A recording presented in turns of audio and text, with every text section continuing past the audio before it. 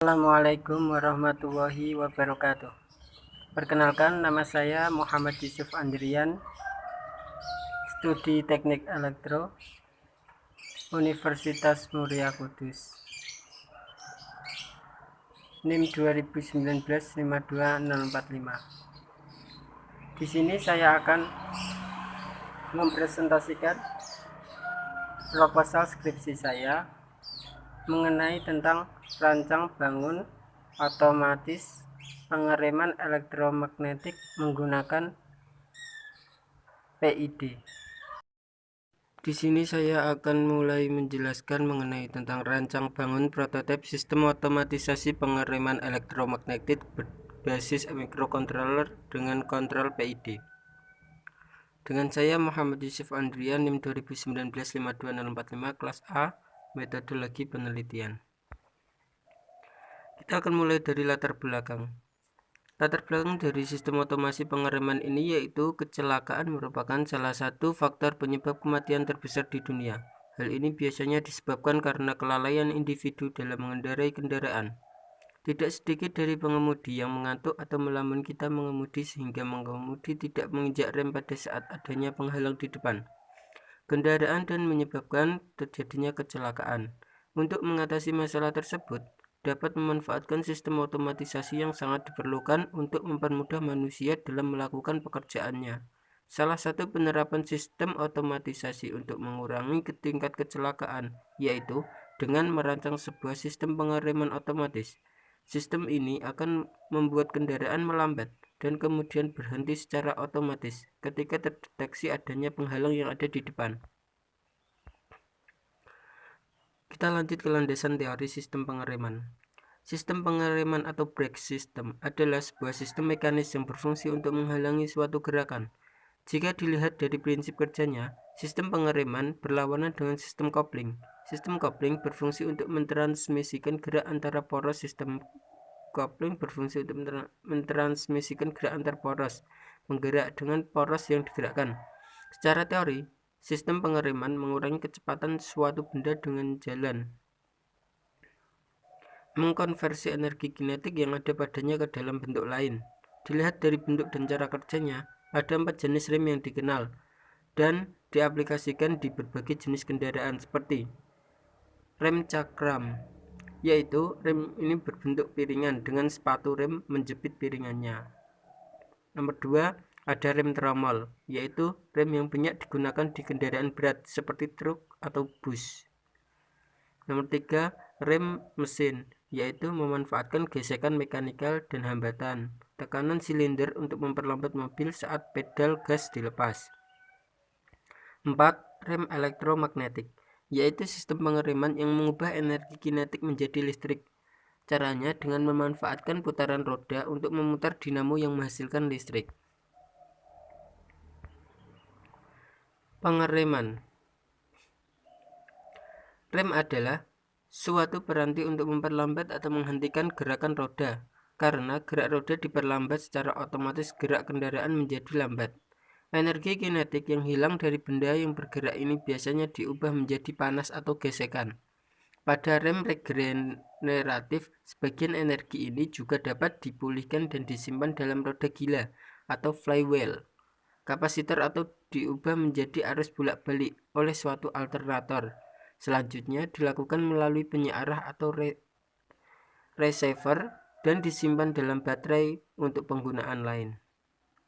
Energi kinetik meningkat sebanyak pangkat 2 kecepatan E sama dengan setengah kali M kali V pangkat 2. Ini berarti jika kecepatan suatu kendaraan meningkat 2 kali, ia memiliki 4 kali lebih banyak energi. Rem harus membuang 4 kali lebih banyak energi untuk menghentikannya, dan konsekuensinya jarak yang dibutuhkan untuk pengereman juga 4 kali lebih jauh. Adapun sistem rem dalam teknik otomotif adalah suatu sistem yang berfungsi 1. Mengurangi kecepatan kendaraan.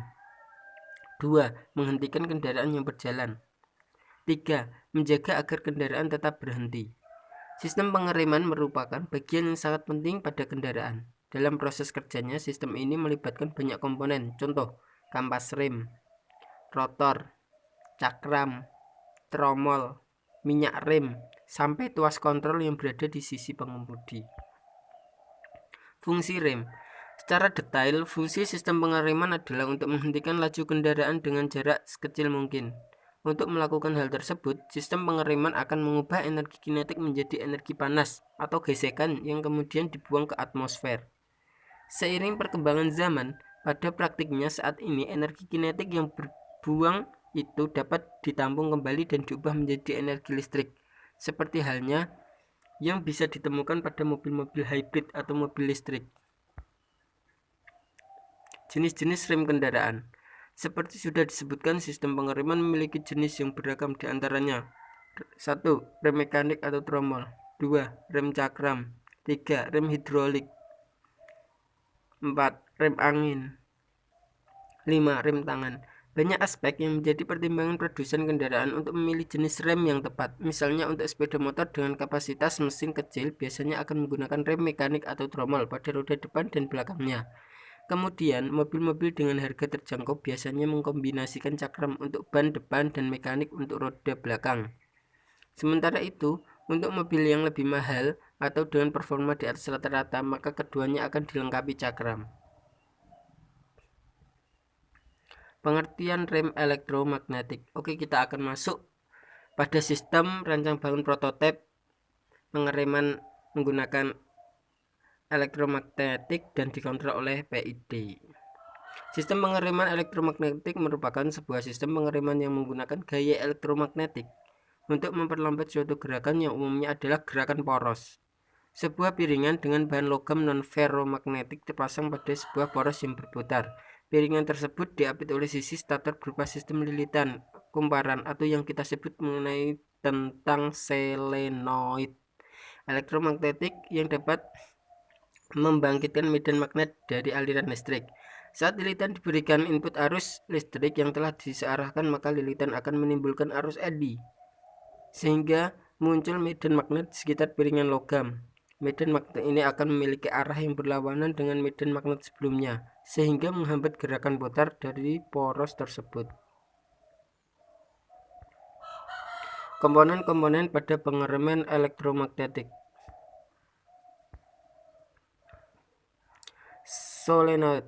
Oke, seperti yang kita sebutkan tadi, solenoid yaitu buah lilitan yang dialiri listrik bernama solenoid yang akan menjadi bentuk sebuah kumparan. Solenoid adalah salah satu jenis kumparan terbuat dari kabel panjang yang dililitkan secara rapat dan dapat diasumsikan bahwa panjangnya jauh lebih besar daripada diameternya.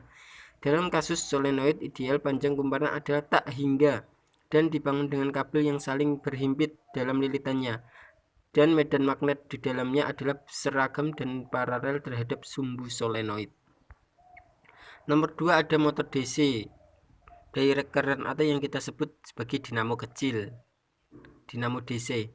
Motor DC direct current adalah peralatan elektromagnetik dasar yang berfungsi untuk mengubah tenaga listrik menjadi tenaga mekanik, yang desain awalnya diperkenalkan oleh Michael Faraday. Lebih seabad yang lalu, motor DC dikendalikan dengan menentukan arah dan kecepatan putarannya. Arah putaran motor DC adalah searah dengan arah putaran jarum jam, clockwise atau CW, atau berlawanan arah dengan arah putar jarum jam, counterclockwise CCW, yang bergantung dari hubungan kutub yang diberikan pada motor DC. Kecepatan putar motor DC diatur dengan besarnya arus yang diberikan. Yang kedua, ada sensor ultrasonik atau yang kita sebut tentang sensor jarak seperti sensor ultrasonik HCR SH40. Seperti itu. Sensor ultrasonik adalah sebuah sensor yang mengubah besaran fasis atau bunyi menjadi besaran listrik. Pada sensor ini, gelombang ultrasonik dibangkitkan melalui sebuah benda yang disebut piezoelektrik. Sensor ultrasonik secara umum digunakan untuk suatu pengungkapan tak sentuh yang beragam seperti aplikasi pengukuran jarak. Alat ini secara umum memancarkan gelombang suara ultrasonik menuju suatu target yang memantulkan balik gelombang ke arah sensor. Kemudian sistem mengukur waktu yang diperlukan untuk pemancaran gelombang sampai kembali ke sensor dan menghitung jarak target dengan menggunakan kecepatan suara dalam medium.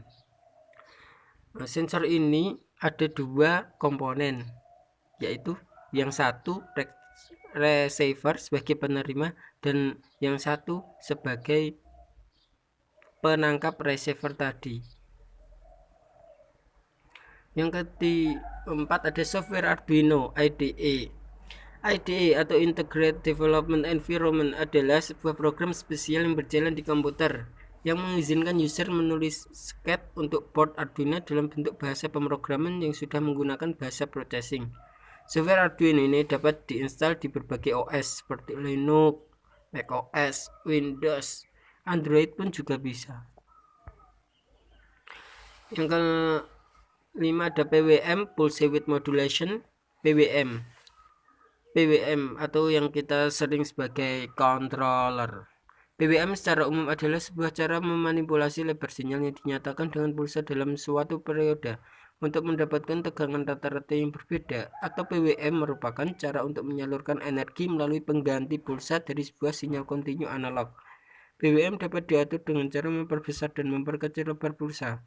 Beberapa contoh aplikasi PWM adalah pemodulasian data untuk telekomunikasi, pengontrolan daya atau tegangan yang masuk ke beban regulator tegangan, audio efek, dan penguatan serta aplikasi-aplikasi lainnya.